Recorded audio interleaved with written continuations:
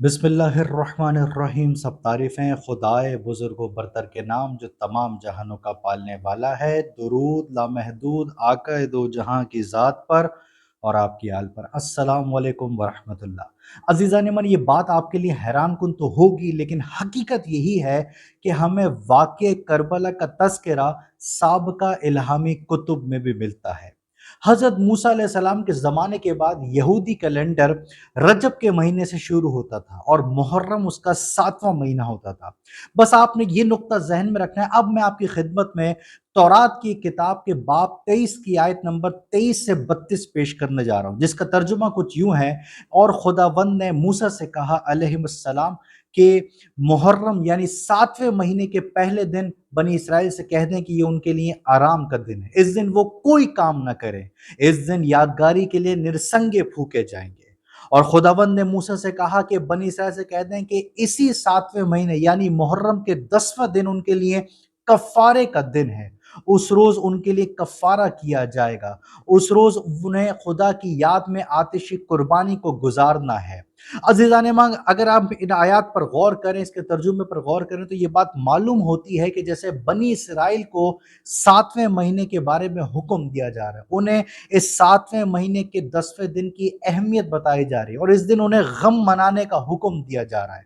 और मैं आपको हैरान कुन एक बात बताऊं कि यहूदी इज़्म में इस दिन को यानी मुहर्रम के 7वें दिन, मुहर्रम के 10वें दिन को यौम किपुर कहा जाता है। अगर इसका अरबी में तर्जुमा किया जाए तो इसका तर्जुमा बनता है यौमुल गुफरान, यानी मगफिरत का दिन और तौबा का दिन।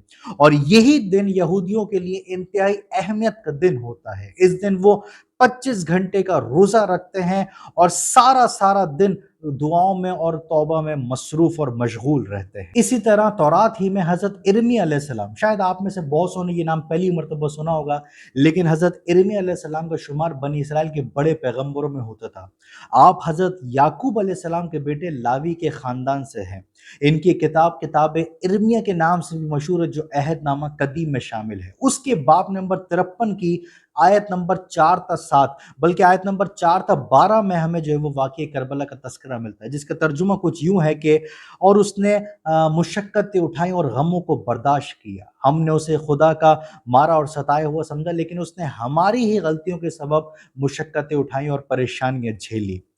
जब जब उस पर जुल्म होता रहा, जब जब उस पर सितम किया गया, लेकिन वो हमेशा बर्दाश्त करता रहा और उसने कभी जुबान ना खोली। जिस तरह दुम्बा जिसे ज़िबा करने के लिए लाया जाता है, या जिस तरह भेड़ अपने बालों के काटने वालों के सामने बेबस नजर आती है, इसी तरह वो हमेशा खामोश रहा और चुप रहकर उसने जुल्म बर्दाश्त किया। अजीज़ान अमन, इन आयत पर गौर करने से पता चलता है कि कुछ लोग ये बयान कर रहे हैं कि एक वाक़या रोनुमा होगा जिसमें किसी को तुम्बे और भेड़ की तरह ज़िबा कर दिया जाएगा। और इसकी जो आयत नंबर 8 ता 12 है ना, उसमें जो वाकया जो रुदात बयान की जा रही है, उसको पढ़कर, जो कि बहुत तफसीली है, लिहाजा मैं उस तफसील में नहीं जा रहा, लेकिन उसको पढ़कर ये बात मालूम होता है कि जो जो कुछ इसमें बयान किया जा रहा है वो वही कुछ है जो मैदान करबला में इमाम हुसैन अलैहिस्सलाम और उनकी आल के साथ हुआ। बस मैं उसका एक हिस्सा अजीज़ान मन आपकी खिदमत में रख देता हूँ, जो कि इंतहाई कर्दनाक और दर्दनाक है, जिससे आपको अंदाज़ा हो जाएगा।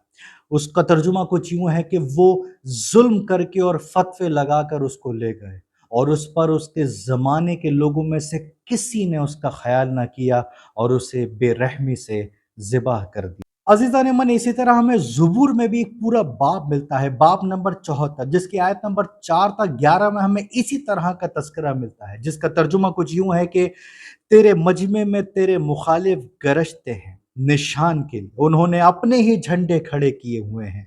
वो उन आदमियों की मानिंद है जो गुंजान दरख्तों पर कुल्हाड़ी चलाते हैं, और अब वो उसकी सारी नक्शकारी और कुल्हाड़ी को हथौड़ों से बिल्कुल तोड़ डालते हैं। उन्होंने तेरे मुकद्दस में आग लगा दी है और तेरे नाम के मिस्किन को जमीन तक मस्मार करके नापाक कर दिया है। उन्होंने अपने दिल में कहा है कि हम इनको बिल्कुल वीरान कर डालेंगे। उन्होंने उस मुल्क में खुदा के सब इबादत खानों को आग लगा दी है। हमारे निशान नजर नहीं आते। अब अजीज़ान मन, ये एक जुमला बहुत अहमियत का हामिल है, जिसका आपको अंदाजा होगा कि मैं क्यों कह रहा हूं कि ये वाकई करबला की बात हो रही है। हमारे निशान नजर नहीं आते और कोई नबी नहीं रहा, और कोई नबी नहीं रहा, और हम में कोई नहीं जानता कि यह हाल कब तक रहेगा। کیا دشمن ہمیشہ تیرے نام پر کفر کرتا رہے گا؟ تو اپنا ہاتھ کیوں روکتا ہے اب، اور ان کو فنا کر ڈال۔ عزیزان من، اس میں صاف نظر آ رہا ہے کہ جیسے کوئی ظلم ہوا ہے اور دعا کرنے والا غمگین حالت میں ہے اور وہ خدا سے انتقام کا سوال کر رہا ہے۔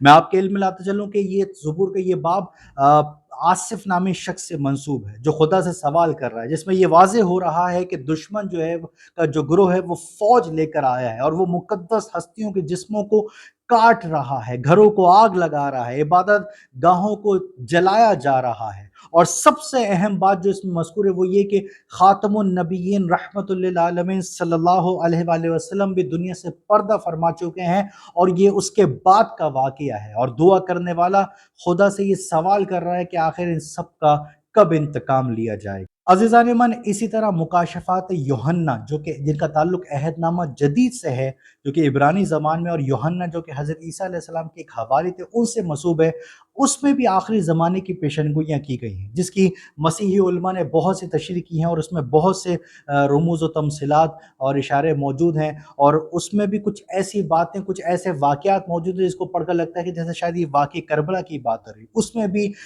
ظلم و ستم کی بات کی جا رہی ہے، اس میں بھی تلوار سے لوگوں کے قتل کی جانے کی بات ہو رہی ہے، اور اس میں بھی گھروں کو، خیموں کو جلائے جانے کی بات ہے۔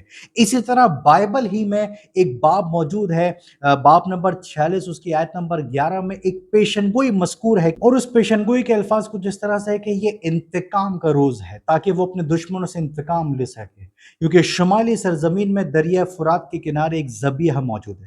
عزیزان من، اس میں بالکل واضح ہے کہ انتقام کی بات ہو رہی ہے، اور یہ انتقام کیوں لیا جائے گا؟ کیونکہ دریائے فرات کے کنارے پر کسی کو ظلم و ستم کا نشانہ بنا کر بے دردی سے شہید کر دیا گیا ہے۔ اب یہ بات میں اور آپ سب جانتے ہیں، عقل رکھنے والوں کے لیے یہ بالکل واضح ہے کہ کون تھا جسے دریائے فرات کے کنارے پر ظلم و ستم کا نشانہ بنا کر بے دردی سے شہید کر دیا گیا۔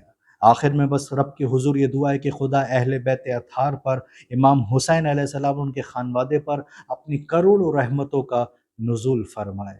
آمین۔